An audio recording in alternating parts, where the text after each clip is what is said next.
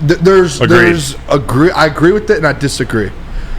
Because I say it all the time. I'm convinced if you can get into the second round and you can kind of get in that position to where you're 1, maybe 2 wins away from getting to the Super Bowl, I think you have a chance. And I think a lot of NFL teams, like if you're sitting there and you win your first playoff game and you're in that next, you have a chance to get to the Super Bowl. Mm-hmm. You have a chance to win every game in the NFL. So that's where I'm at. But to Wilson's point, yeah, there are pieces that are missing. There are injuries that have happened that put you a little bit behind this season. That like C.J. Gardner-Johnson, Manuel Mosley, David Montgomery kind of person, James Houston. Those guys potentially could not Mosley, but C.J. Gardner-Johnson could be back for the playoffs. Yeah, so the confidence in James Houston could be back at the end of the season. He could be back in the next couple of weeks. It depends on how far they're coming along. What did I say yesterday too about the Swiss cheese? You know where your holes are.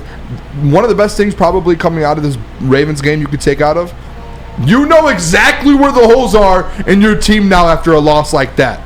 Brad, that was probably, I'm not going to say it was good that we lost, but Brad Homles knows now.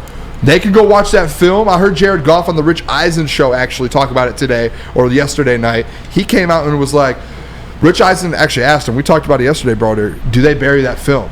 And Jared Goff said, hell no. Yeah. We're keeping that film. There were so many things to take away from that one game right there. And I'm sure Brad Homles looked at that one game and said, all right, we need a D end. We need to build on the D line. We're going to need to get another corner. And if we can, let's get another running back to kind of be safe. Those are the biggest holes to me. And if you can fill those holes out and your offensive line stays healthy and gets healthy, you have backups on the offensive line now. I'm telling you, Wilson, it might be 2 or 3 players, but Brad Homles saw what we needed. I think he gets it done. And what did I tell you yesterday? Brad Homles has so much cheese, he could open up a deli. Yes. So he needs to spend that money. He needs to go make a trade. Maybe that means you got to sign that person to a long-term contract or something. I'm in the corner of, I would love to see Brad Homles and the Lions do something along the lines of what the Atlanta Braves did. I don't know if we have how many baseball fans we have out there, but they find their young stars and they pay them. They sign them to long-term contracts before they reach their prime. They clue in. They're so confident that they found the right guys. They develop them through their farm system. They give Austin Riley a 10-year, $100-some million contract before he reaches his prime, and he's turned into the star that they expected him. But that's allowed them.